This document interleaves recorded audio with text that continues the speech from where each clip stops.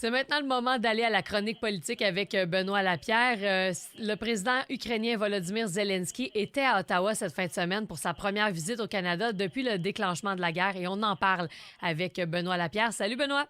Bonjour, Tania. Avant de parler de l'embarras qui entoure l'ovation faite aux soldats SS, on va revenir sur la rencontre et l'aide de 650 millions que le Canada a promis pour soutenir les Ukrainiens. Peux-tu nous en parler? Oui, certainement. Cette fois-ci, notre aide va consister à l'envoi d'une cinquantaine de chars blindés qui vont être construits en Ontario. Et ça, c'est une aide qui s'échelonne sur 3 ans. Donc ça, c'est des chars qu'on n'a pas encore, qu'on est en train de fabriquer et qui vont s'en aller directement en Ukraine. En même temps, là, en plus de cette annonce-là de 650 millions, le premier ministre Trudeau a quand même donné des précisions par rapport à l'autre aide de 500 millions qu'il avait annoncé en juin 2023 quand il s'avait présenté à Kiev. Donc là, on a surtout de l'aide à propos des munitions, aussi des aides financières. Et là, quand on regarde, depuis 1 an et demi, on est quand même rendu à 8,9 milliards de dollars qu'on a envoyés en Ukraine. La grosse partie, presque 5 milliards de dollars, ça, c'est des soutiens financiers directs. Ça veut dire que l'Ukraine, elle a des obligations, elle a des dettes, elle a des fonctionnaires à payer, des retraites à payer. Et justement, vu qu'elle est en pleine guerre, elle n'a pas les moyens financiers de le faire. Donc, depuis le début de la guerre, le Canada a donné environ 5 milliards de dollars pour essayer de payer les dettes à l'Ukraine. Donc, des fois, quand il y avait des obligations qui arrivaient à échéance, ils n'ont pas l'argent pour le rembourser. C'est le Canada qui dit, cette dette-là, on va repayer ça, puis c'est nous qui prenons cette obligation-là, donc cet emprunt-là, c'est rendu à notre nom, puis comme ça, l'Ukraine peut plus se concentrer sur la guerre et pas besoin de se poser des questions plus pour l'avenir, les finances au day-to-day, au quotidien, donc ça, c'est un petit peu plus réglé. Sinon, du côté plus militaire, on a donné 1,8 milliard de dollars en aide militaire. Et ça, justement, là-dessus, on a les chars blindés qu'on est en train de construire, mais aussi on a envoyé des véhicules blindés un petit peu plus légers. On a envoyé 8 tanks Léopard 2, ce genre-là. Et justement, pour ça, avec la visite de Zelensky, on voit qu'il y a quand même, le Canada, il y a quand même un appui encore à cette guerre-là, comparativement à d'autres pays qu'on va venir plus tard. Mais justement, vu qu'on a quand même une grosse diaspora ukrainienne sur le territoire canadien, on a 1,4 million de personnes qui sont d'origine ukrainienne, et on voit qu'encore au pays, l'appui pour le camp ukrainien dans cette guerre-là ne semble pas encore s'épuiser, et que là-dessus, Zelensky a quand même les coups de franche pour pouvoir compter le Canada parmi ses alliés les plus solides. Mais là, avant d'arriver à Ottawa, le président Zelensky était aux États-Unis et il a reçu un accueil assez discret comparé à sa visite de l'année dernière où il avait été accueilli en grand. Qu'est-ce qui s'est passé? Oui, c'est ça. Il faut se rappeler que l'année passée, quand Zelensky avait fait son tour toutes des Amériques, il avait vraiment été accueilli en héros. Donc, un discours devant le Congrès, ovation, drapeau ukrainien un petit peu partout. Même la présidente de la Chambre, Nancy Pelosi, avait son drapeau ukrainien qu'elle brandissait fièrement.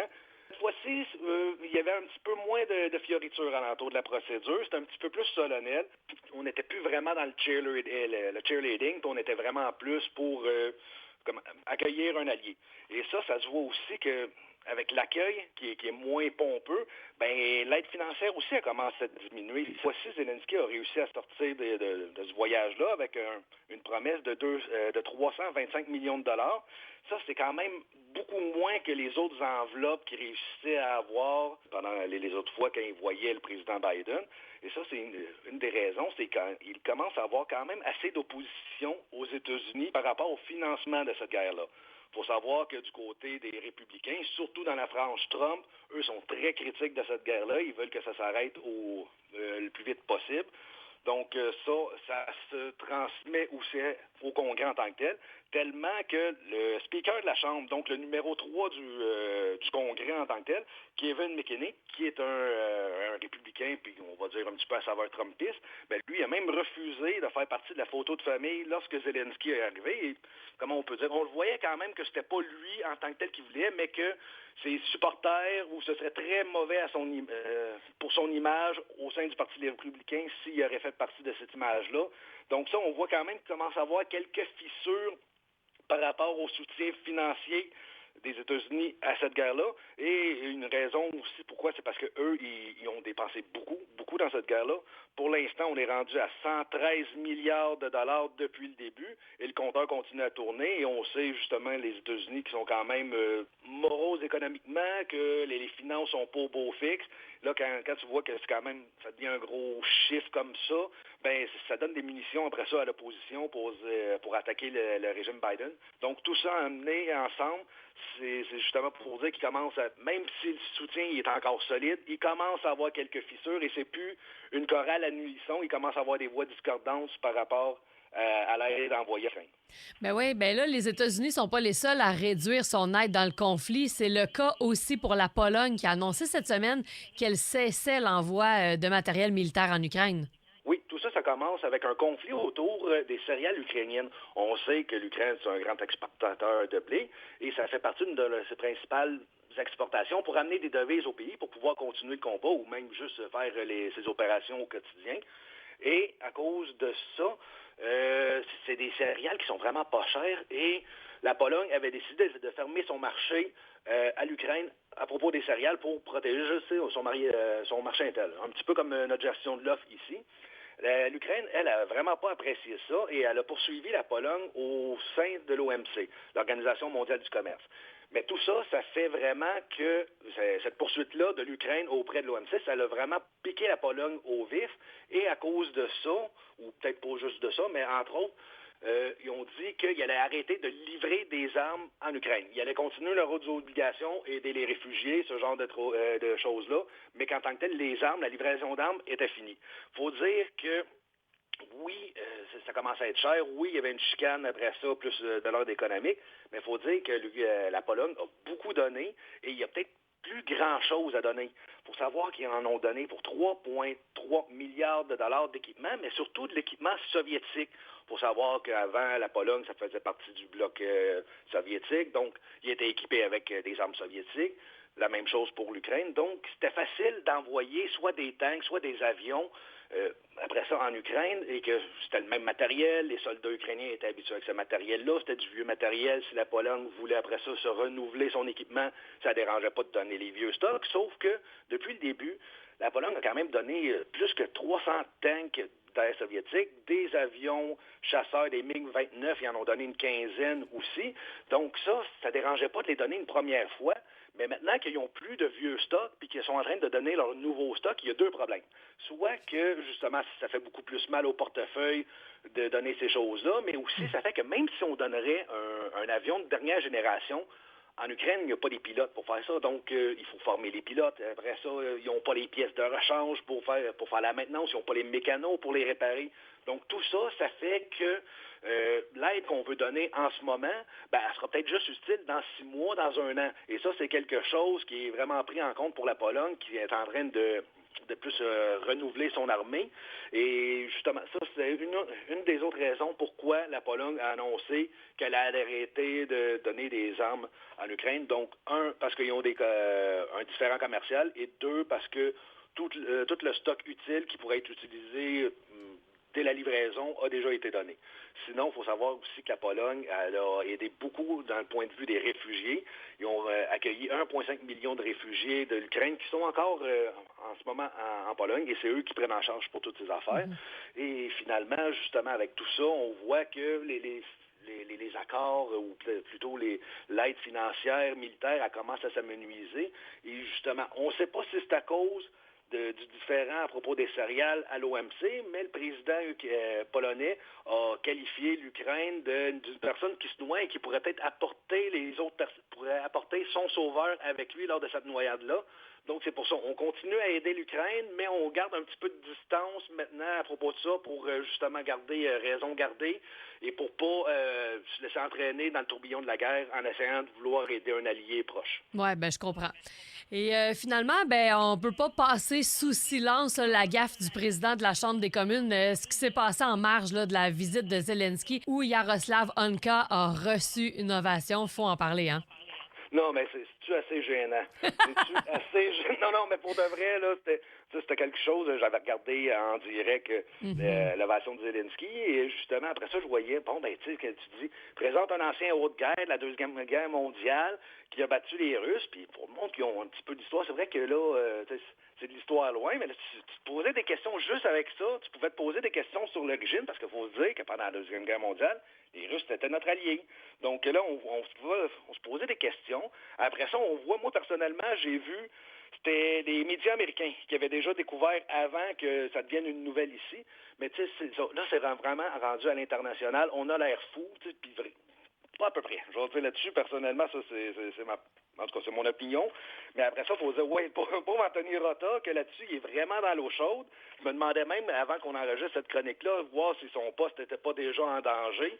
Parce que, justement, là, pour l'instant, on dirait que toute la chaleur tombe sur lui, puis que lui, il a l'air d'être une erreur de bonne foi, qu'il n'avait pas regardé ses antécédents avant. Mais pour l'instant, on a l'air fou en mot à dire. Mais tout partait d'une bonne intention, par exemple. Oui, c'est ça. Et là, on voit que justement, si on regarde avant-hier, les libéraux avaient l'air à vouloir défendre leur idée, mais là, de plus en plus, j'ai vu ça que hier, la leader de la Chambre, Karine Gould, du Parti libéral, donc la leader de la Chambre, avait demandé un vote à l'unanimité pour pouvoir effacer les enregistrements de cet applaudissement-là, de cette ovation, des registres, et pour que ce soit fait, il fallait que ce soit accepté à l'unanimité. Le Parti conservateur n'a pas manqué une occasion de faire paraître plus fou le parti au pouvoir libéraux, et ils ont refusé ça. Parce que là, il faut quand même dire que c'était pas sans conséquence. Si on aurait effacé ça, ça aurait été effacer des registres, pas juste des médias sociaux pour l'instant pour étouffer la nouvelle, mais les personnes qui auraient voulu garder les archives dans 100 ans, 200 ans, ils n'auraient plus jamais revoir ce couac-là. Donc ça, c'est quelque chose qu'on a essayé de faire du côté des libéraux, qui n'a pas marché parce qu'il fallait avoir de l'unanimité. Mais bon, j'en dire là-dessus, ça a été fait, ça a été vu dans tous les pays. Là, quand je refaisais ma recherche, ça a été vu aux États-Unis, ça s'est été vu en Amérique latine, en Europe, même en Afrique, puis oui, il faut le savoir, les Russes aussi, ils l'ont vu, c'est ça. ce genre de choses-là. En Ukraine aussi, ça s'est vu. J'avais vu après ça des journaux ukrainiens où ils en ont lancé. Fait que, ouais, on a eu l'air niaiseux, en mot à dit, à travers la planète, avec un petit couac. C'est sûr qu'au final, on a juste l'air fou, mais c'est de la mauvaise publicité qu'on n'avait pas vraiment besoin et que... bref, on aurait pu se poser de ça. Oui, absolument. Puis là, l'affaire, c'est aussi que les Russes ont pu l'utiliser, ça, en disant, ben je vous l'avais dit, que les Ukrainiens, c'était des nazis. J'en ai aussi entendu parler de ça, là. Oui, en effet. Puis ça, au début, c'était la première ligne de défense de Justin Trudeau, quand, au début, je pense pas qu'il s'attendait que ça soit une aussi grosse affaire, mais ça a été une des premières choses qu'il a dit. Il a essayé de balancer ça du côté de la main en disant que c'est de la propagande russe. On peut le dire jusqu'à un point, oui, c'est vrai que le gouvernement russe est en train d'instrumentaliser ça, mais il faut dire que sur les bases, c'est quand même ça. On a quand même 338 députés de l'Assemblée nationale qui font une ovation debout à un soldat SS. Et là, comme on en a jasé un petit peu avant l'enregistrement, c'était pas un simple nazi, c'était pas un simple soldat, c'était un volontaire de la première division galicéenne SS. Donc ça, pour dire, les SS, c'est la branche armée du parti nazi, et pour être membre, il faut être un membre enthousiaste, mais aussi zélé. Il n'a pas été obligé de s'enrôler de force. Non, il fallait passer un concours, il fallait passer des examens, il fallait bien les passer pour pouvoir l'être. Donc, là-dessus, on ne peut pas lui donner le bénéfice du doute pour dire « Ah, j'ai été enrôlé de force » ou « Ah, on ne savait pas qu'est-ce que c'est ». Non, non. Quand tu étais un soldat SS, tu savais parfaitement